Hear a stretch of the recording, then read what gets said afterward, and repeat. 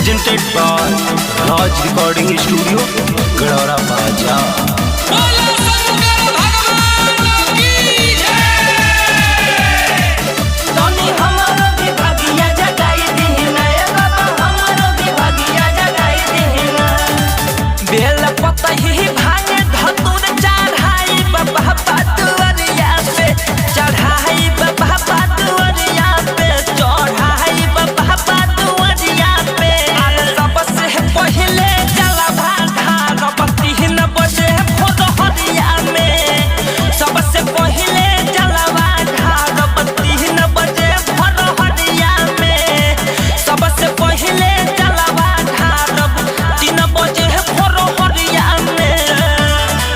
Presented by Raj Recording Studio, Gadara Baja।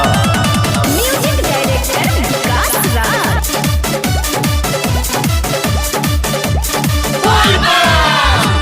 बोल बम के नारा लगावत जाइब हम डगरिया में, जाइब हम डगरिया में और जाइब हम डगरिया में।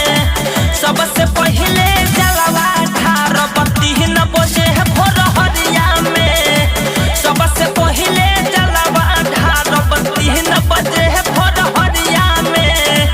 सबसे पहले जलवा ढारब 3 बजे भोरहरिया में।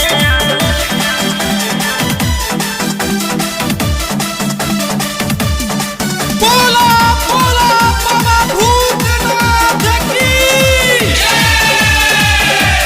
दिलवा के लालसा पुराई दीना ए बाबा, एक बार दर्शन दिखाई दीना।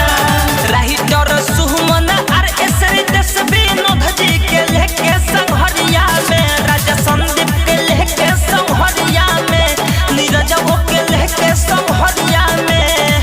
हम हो दर्शन करे जाइब 3 बजे भोरहरिया में। हम हो जलवा ढारे जाइब 3 बजे भोरहरिया में। हम हो पूजा करे जाइब बाबा जी के दुआरिया पे।